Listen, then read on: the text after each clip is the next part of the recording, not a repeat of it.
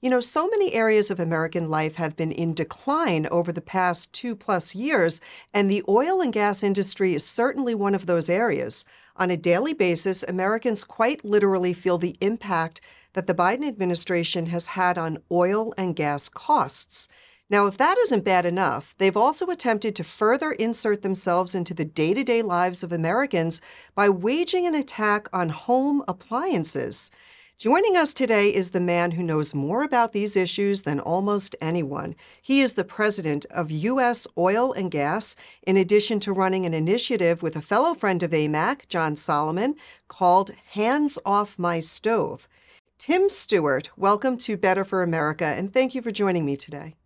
Rebecca, thanks for having me. I look forward to talking about these issues. They're really important to Americans, and so thanks for giving me some time.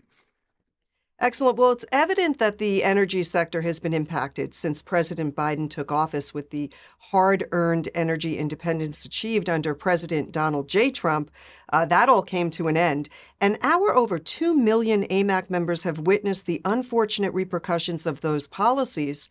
Now, considering the current energy crisis in Europe, we can see how much further the situation here at home could really deteriorate.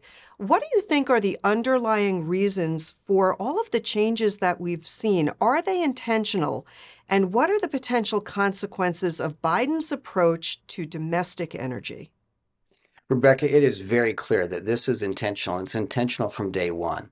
The Biden administration has taken the American economy, and primarily the American oil and gas and the energy economy, and has turned it from one where we had global dominance, to be honest with you.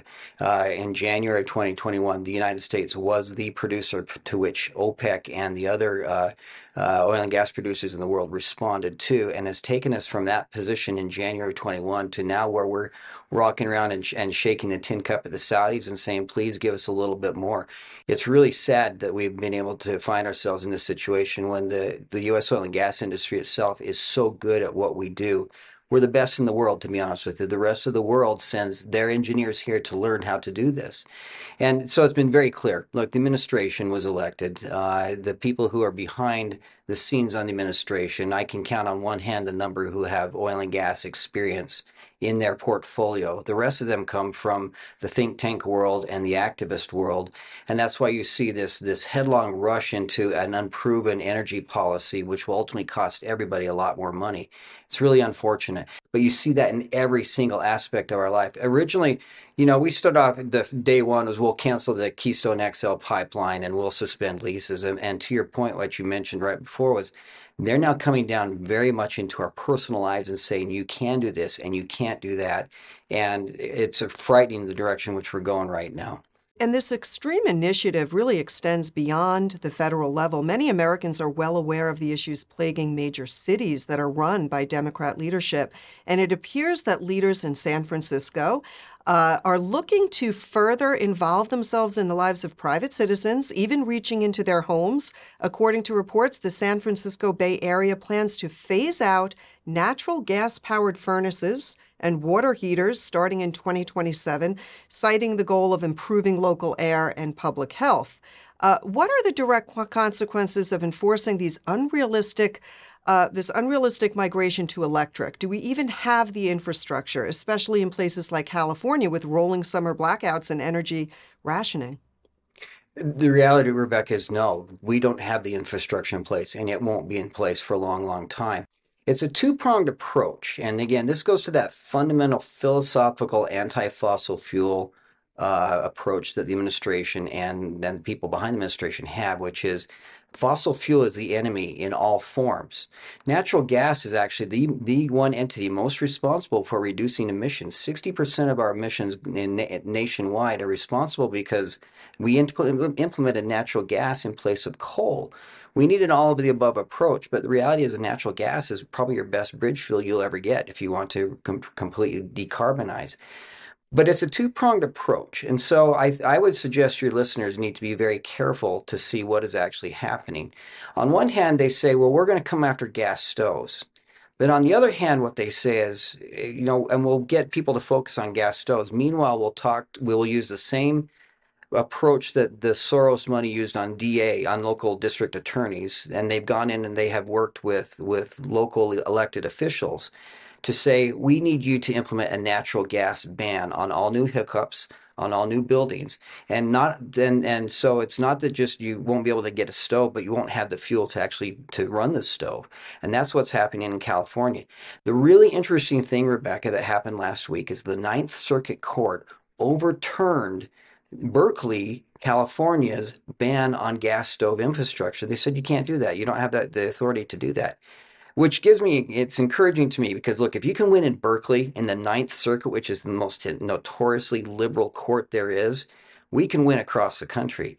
Interesting enough, is that happened in Berkeley last week, but New York State this morning announced the legislature had passed the ban on natural gas infrastructure statewide, and that's going to be subject to legal challenges as well. But that's their two-pronged approach. Let's sort of do the head fake on appliances. In the reality, we're going to shut off all access to get natural gas in the future.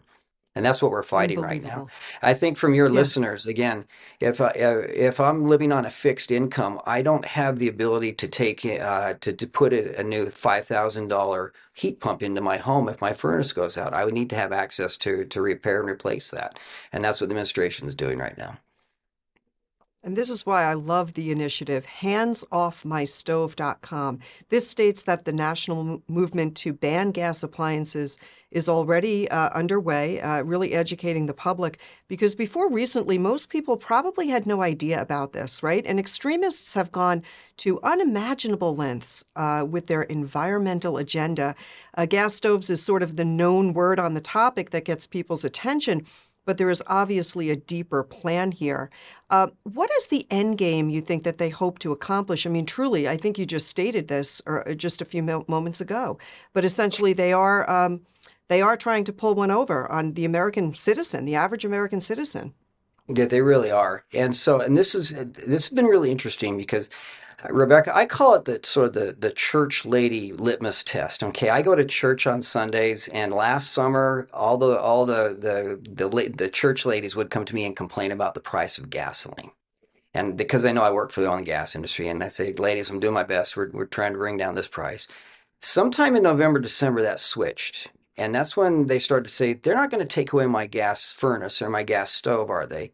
This is one thing that is very, very personal to people because it is the environmental community using local government to kick in our front door, walk in, look around our house and say, you know what?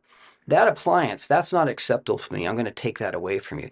That's the perception that people have. And for want of reality or not, that's the direction they're going.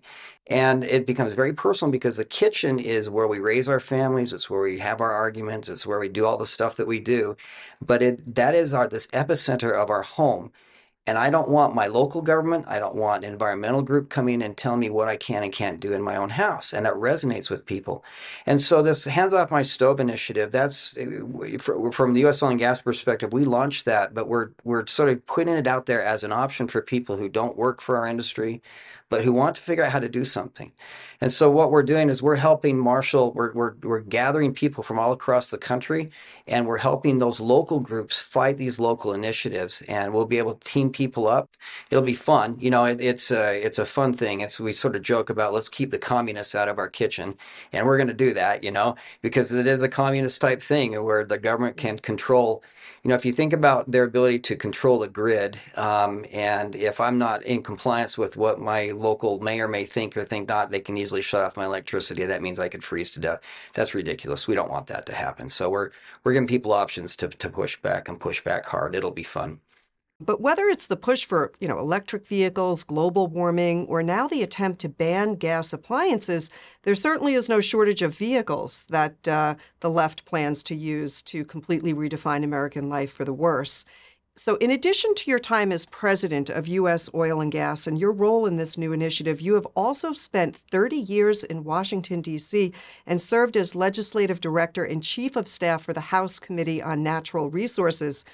Have you ever seen anything remotely close to this kind of an assault on energy in your lifetime, Tim? No, I haven't. 30 years, that sounds like a long time. It is a long time. I have never seen in my 30 years a more concentrated regulatory and legislative assault on the oil and gas industry like we have seen in the last 18 months. The Biden administration, I think, really is to blame. There was significant overreach right up front, and in doing so, they bought this issue of energy poverty and they put it on their own shoulders.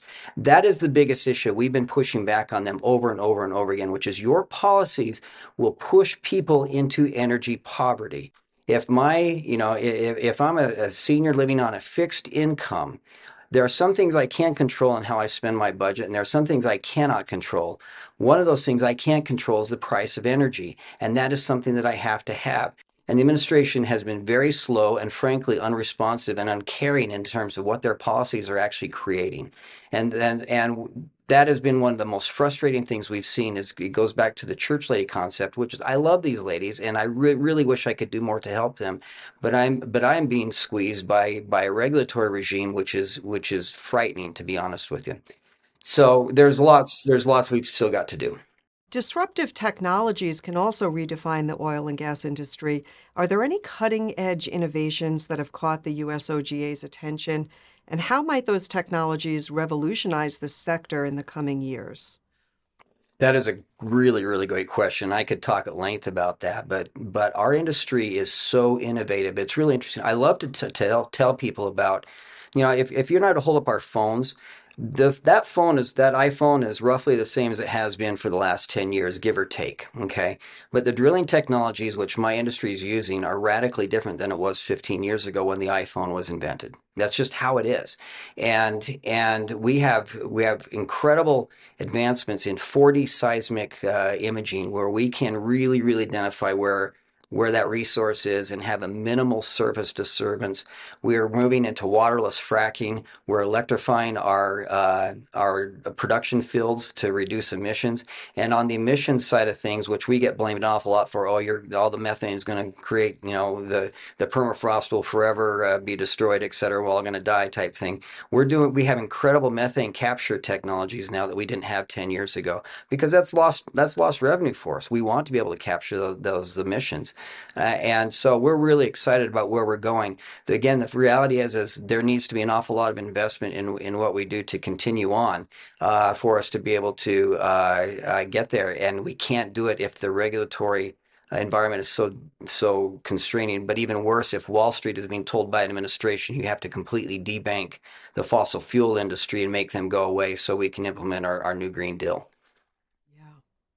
Tim Stewart, thank you so much for joining me today. Tim Stewart is the president of U.S. Oil and Gas, and I encourage all of our listeners to check out handsoffmystove.com. I'm here in New York, Tim. I'll be checking that out and watching closely. And thank you so much for the great work that you're doing. This is so important, getting the word out to the American public. We appreciate you. Rick, thank you for having me on. And again, if there's anything we can do for you or your listeners or their questions, by all means, let us know. We're happy to be a resource for them. Well, that's fantastic. What you're doing is great. Thanks again. Have a blessed day. Thank you.